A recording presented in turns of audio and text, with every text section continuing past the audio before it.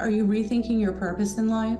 Being centered in a strong spiritual connection is more important now than ever. Hi, I'm Bryn Blankinship, hypnotherapist, international instructor, and author. Each episode, along with Dr. Pat, I'll share my experiences with guiding spiritual regression clients into the afterlife and the soul lessons gained, prompting you to explore your own soul's journey and empowering you by shifting your perception of yourself and your place in this world.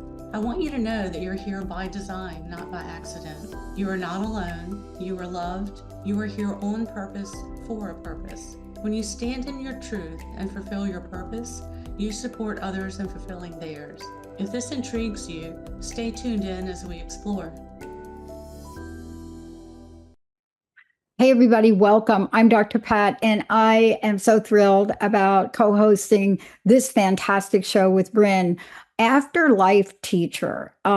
This is the kind of thing that I love to talk about because for somebody like me, you didn't know what you didn't know, and I still don't know. But what are the things that show up that make you a believer? We're going to talk about what that looks like, how it shows up, and how you can become more aware. Because number one, when you find out about a past life from somebody that knows nothing about you, that not able to Google you, your family, but when you find out about maybe just one past life and you start to hear about it, and then you look at where you are today, and in my case, you look at my relationship, my family's relationship with fire, and you hear some things that you think don't make sense. And then you realize, oh my gosh, my mom died in a fire. Well, I'm going to leave you right there because I'm not the expert, Bryn is. But there's something about being an afterlife teacher and the messages that we are meant to get. I want to say it. We are meant to get these. That helps us carve out the life we are meant to live. Bryn, it's so great to have you. Yahoo for this first show. Hello. Hey, thank you so much for having me. I want to start. Love talking about this topic. Please talk about it because I think it has gotten so much of a bad press from different places.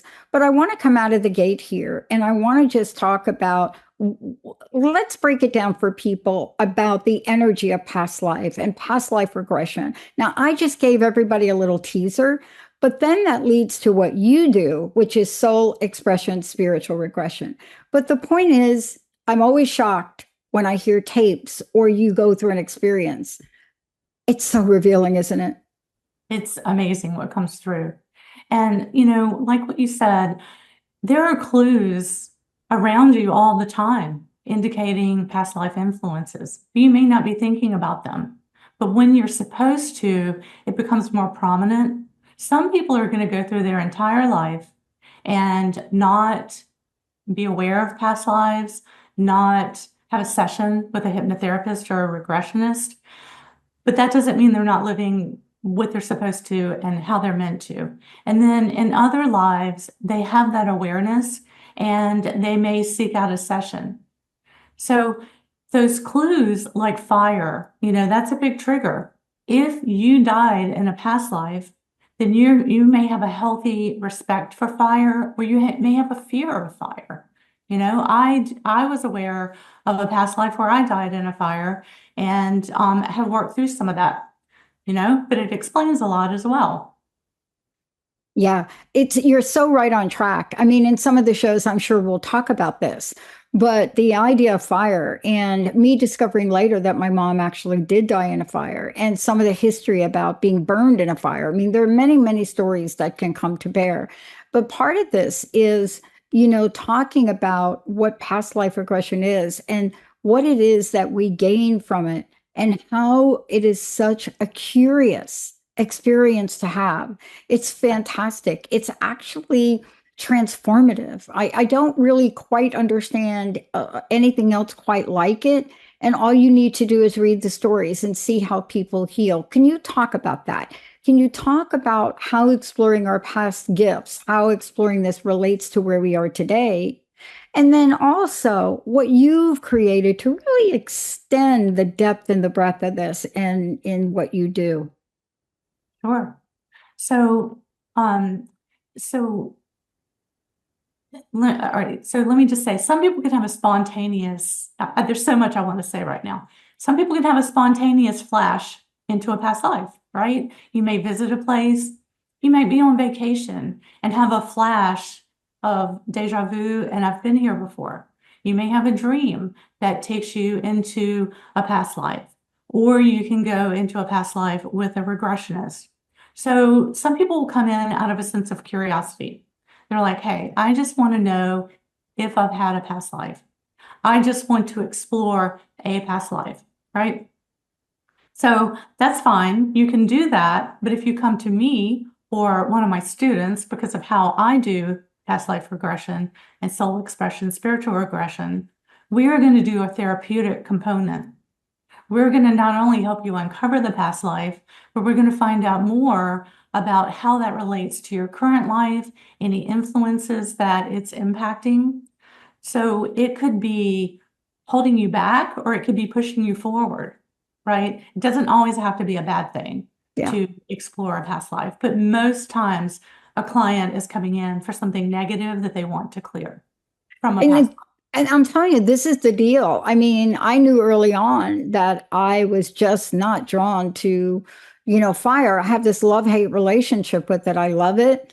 I'm a fire sign. I mean, it's just an interesting relationship, but I've had to deal with this my whole life. And I got to tell you that the thing that helped me understand that there was a past life associated with this was how much fear I had. And I was part of a group that took young people through a spiritual vision questing experience for 9 months. And I was part of that for years. And when it came to the time to do the sweat lodge, right? And when they start to give out assignments, they always wanted to give me the fire tender. And I would always be like, no, not that. Give me the drum. Let me drum. And then I looked at it. Now, why is that important? Because there's a pathway to healing. There's something to heal. And Bryn, I want to ask you this. Let's talk about what happens when we remember the past lives and relate it to our current life. And it may not be what we think. It may not be that my affinity to fire or not to fire, in some people's eyes, is a game changer. However, carrying that fear, that is burdensome. right. So that event, what you were speaking of, is triggering the past life event within you. And so having a session helps us to pinpoint where it started. Because within you, the deeper part of you stores everything. The highest self. Let me start with that. We're sitting here, but our soul and the main part of ourselves is there. And I'm going to say there on the other side, like up, right? And we're down here. Yeah. I just do that for reference. But the soul is connected to us. And we're down here living our lives. And so going in and connecting to that piece helps clear lifetimes of stuff in one session, because everything that is recorded in our records, in our memories that we have access to, we can go back to from this life, from childhood, everything. But let's just think about that. If you recall everything that's ever happened to you, just the things that have happened to you this week, times the number of years you've been on this planet, times every lifetime you've ever had, if you had that at the forefront of your brain and that was there all the time, that's a lot to carry. So these things are like, they're in reserve for us to connect to as needed. And you're really just going to bring in the ones for the current life that you need. Yeah. Some of those other ones have already been lived. And then when we're working with a session, doing a session, I always think of it like we have all these browsers open on our computer screen. And as we're going in, clearing up pieces, it's closing those browsers. It's putting that to rest. So the fear of fire, like for me, that happened in the 1800s. Well, There were a couple of others too, now that I'm thinking of it, like being burned at the stake and stuff like that. Because if you were an herbalist, if someone accused you of being a witch, they just burned you. And Yeah. if you lived, then that proved that you were a witch. And if you died, well, oh well, you know? So like all these things carry through time. And then there's going to be that lifetime that you're going to explore that in more detail, right? And so we're speaking of fire. There, you know, the wildfires are happening out in California. They happen from time to time, but this is one of the worst. Well, this is the worst ever. They happen in other parts of the world. And so there's a connection, like that sparks something in all of us from our past lives that we've ever been involved in world events. And, you know, we're sending energy and we're sending light to them to support while they're in the throes of it, right? Yeah. Yeah. I love that we're talking about this. We're going to take a very short break because when we come back, I would love for you to walk us through what we are discovering now and what is our clothing, what is what we wear, what is why every day do I get asked this question a lot. Why do you wear the necklace you wear? What's on that necklace, Pat? You wear it every day. Or the bracelet, why do you wear that gold bracelet every day? What is this? What do they represent to me? My jobs, my belief. What is my relationship with money? How does all of that relate to past lives? And when we come back, you're going to find out it does. And why is that important for you? Because if there are things that are not working out for you in life, we're going to introduce you to something that will get at the root, that will get at understanding, and that will somehow energetically does just incredible clearing so that somebody like me who goes through it can then become the fire tender at a sweat lodge. Let's take a short break, everybody. We'll be right back with the host of this incredible show. You're listening to Afterlife Teacher. So many shows we're going to do. We'll open up phone lines. We'll do a whole lot of things, but this is about soul lessons, bringing you full circle. We'll be right back.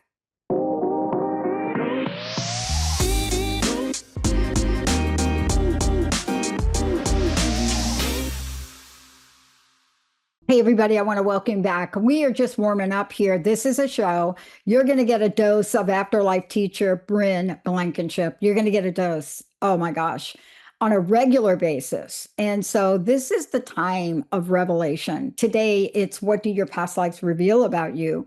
And, we just gave you a little breakdown of past lives and, of course, what Bryn does differently. Now, before we talk about that piece of jewelry or clothing that you just cannot get rid of, and we talk about what it says about you in past lives, how do people find out about you, Bryn, and how can they work with you and get your book? They can find out about me through my website, brynblankinship.com. And my book, The Limitless Soul, it's available at all major outlets. It's available Amazon, that's it behind me. There we go, back there. Yeah. So let's talk about this because we're starting to see now the idea of past lives. We see it in our pop culture, we see it in movies, but I want to talk to you about sort of the practicality or the practical nature of this. Like, how do the decisions we make, the colors we like, the clothing we wear, the jewelry how does any or all of that help shape us or give us insight into what a past life may be contributing? So, all right, if I have a client that comes in that is afraid of standing out and being too flashy, it could go back to a past life where they did stand out and they wore flashy clothes, but it got them in trouble, right? So a lot of times I will have clients, female clients, who want to dress in more muted tones and they don't want to wear the jewelry and they don't want to draw attention to themselves because of either current life or past life relationships where being pretty got them in trouble, got them kidnapped, got them married off to some ogre of a person, right? And so they try to hide their beauty. Or they felt the trappings of all that and they don't want the makeup. They just want their natural beauty to show through and just be like, natural skin, natural hair, and really down to earth. So it's not that one is right or one is wrong. It's just you can find out about some of your past life influences that way. Some people are more luxurious. Some people are more frugal. Maybe they didn't have the luxury of money in the past life, and so they're spending money on things that make them happy now. Maybe they had money then, and they're being more cautious now because their money got taken away. They lost their money, and they're trying to make better choices than what they did in a past life. It's, they could be a Yeah. gypsy, they could be a vagabond, they could be a homebody, right? I have friends that are happier being at home. And then I like to pack up, and I was just in Bali. I've been to Fiji, Australia, like Scotland, Spain. I like to pack up and go, but I like to come home and cocoon in my home too.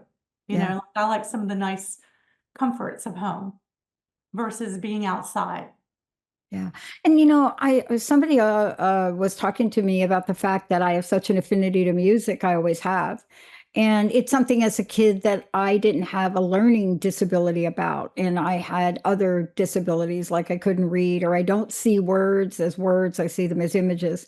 Later on in life, that turns out to be an enormous gift if you're doing research because you can conceptualize. But I want to talk to you about this. I have a friend, when you see her dress, she looks contemporary, but she looks like she's from 100 years ago. Yes.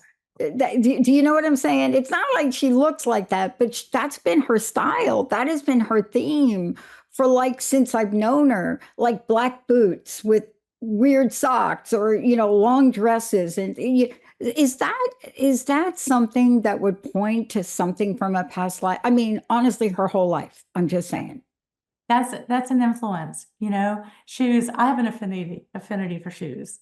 And sometimes my shoes they can look very like from a certain period in history, but that makes me love them even more. Like the little boots that lace up and little fringy boots and booties and that kind of thing. Which this reminds me of a client that I had. I was bringing him in to explore past life to help him work through some relationship issues.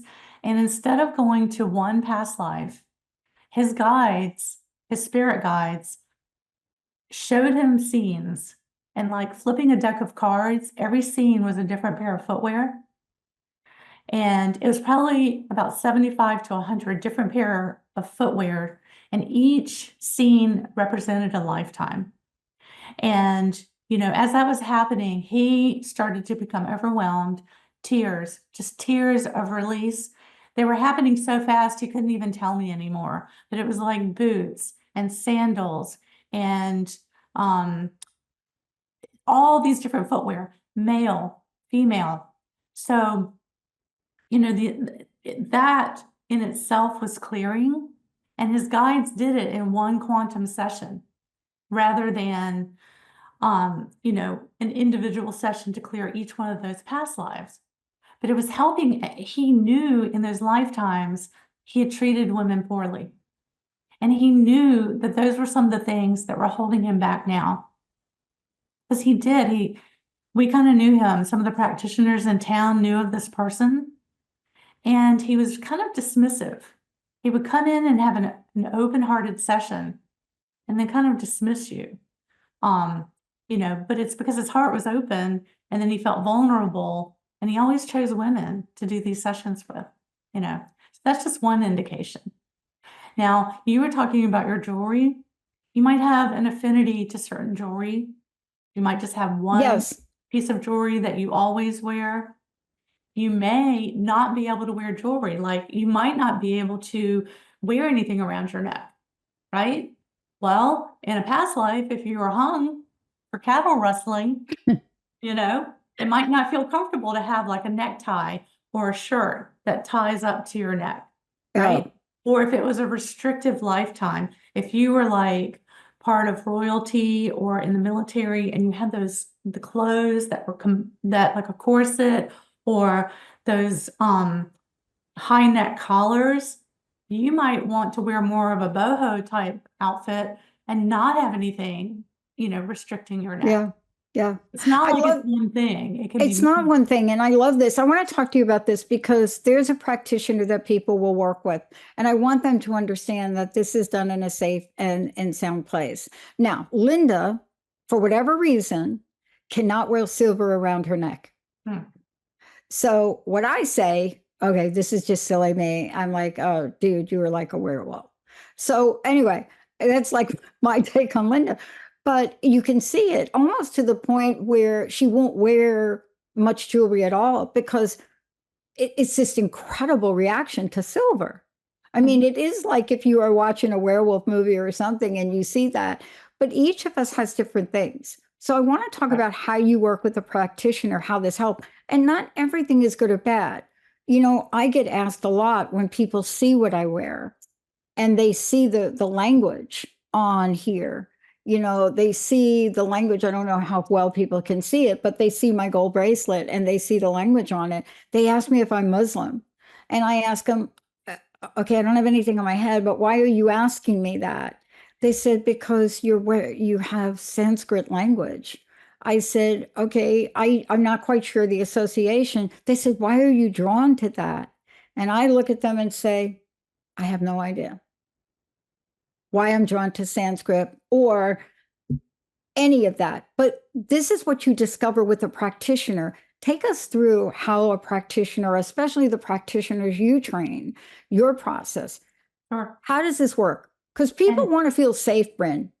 exactly. That's what this is about. It's putting something at rest, bringing some peace inside from something that was unsettled.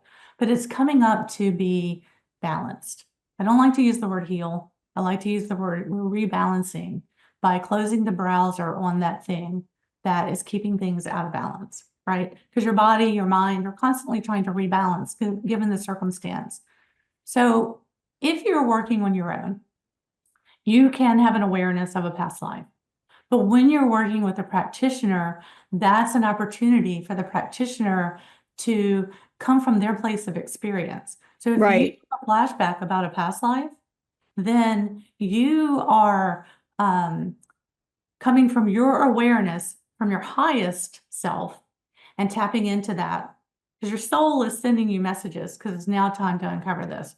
However, you don't get the therapeutic component that you get when you're doing a session with a regressionist because the regressionist has experience from working with lots of different people, lots of different sessions. They know questions to ask and they're not you. So I can hear your session, I can hear it unfolding in the session time, and then I can come at it and ask different questions that you wouldn't know to ask, and with the help of your spirit guide to help to resolve that issue. Why are they showing this to you today? How is this going to help you to clear this up? Right? How has this been holding you back? And how is this going to move you forward now that we have an awareness of this thing that's not holding you back? right, right. And sometimes it's also an understanding. Like, I'm a kid from the Bronx. I grew up in the projects, but I'll tell you from day one, my dad will tell you that my affinity for horses was unprecedented, you know, to the point where I was so brutal to my dad when I was younger that he got me horseback riding lessons at Van Cortlandt Park at 4 years old, 4 and 5, and you can't ride at that age. But my dad used to pay everybody off, so who knows? But the whole outfit. And Bryn, it was so strong that a day in December, December 11th, on my fifth birthday, on December 11th, he told me I couldn't go ride because it was minus blah, blah, blah below and something about it too cold. And I said, it's not too cold for the horses. You need, so he called the trainer, paid him off just to get me to climb up on the steps, my little beanie on, the whole deal, get on the horse and do nothing but walk around. I can still to this day hear the cobblestones. Now, that's an example. But what's underneath it? You know, you can't see the horse pictures in my background, But there are things that happen like that that give you additional insight that aren't always about pain, right? So I want to end the show today with a personal message from you about this, because that's not a fluke. That's not a mistake. I love horses today. I, I can't explain it, but tell us now in your closing message, what's the door that will open for us? So everyone has a memory like that. Everyone has something that they're like, I can't explain it, but I've always loved. Like for me, it was Indians. My parents would bring me to the fairgrounds. I'd watch the Indians dance. I would cry because I wanted to go home with them, but I had to go home with my parents at 4 years old. I did book reports on Indians, Native Americans, my Girl Scout badges. We brought in the Pamunkey Indians. We learned dances. We made costumes. We made moccasins. Then, as an adult, I found out that my grandmother, the one that I never met, she was Native American. She actually had ties, lived on the reservation. She was Americanized, right? Yeah. But I had that influence, and she was the one guiding me. When I went into my first past lives, one of my first sessions, that's when I learned that it was my grandmother I hadn't met watching over me, guiding me to these things, but they're also from my past life. Yeah. I had many Native American past lives. Well, this is what we're going to talk about in the many shows we do. Bryn, thank you so much for today. This is exciting. We're hopefully going to be able to do some really cool things on the show.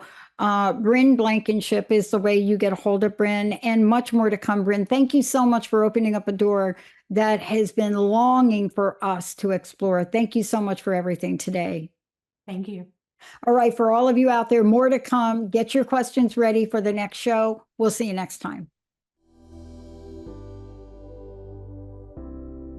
You've been listening to Afterlife Teacher, Soul Lessons bringing you full circle with Bryn Blankinship and Dr. Pat.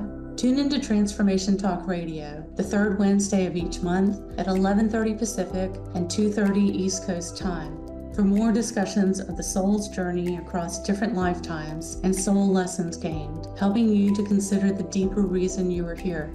Bryn shares her wisdom spanning 20 years of guiding spiritual regression clients into the afterlife and connecting them with their spiritual team and soul's purpose to bring them full circle, helping you gain insight into your own soul's purpose while supporting others in fulfilling theirs. Living in partnership with your soul, with less worry and greater trust, you can be in divine flow and thrive. For more information on becoming a certified hypnotherapist and regressionist and assisting with the global transformation taking place, visit brynblankinship.com.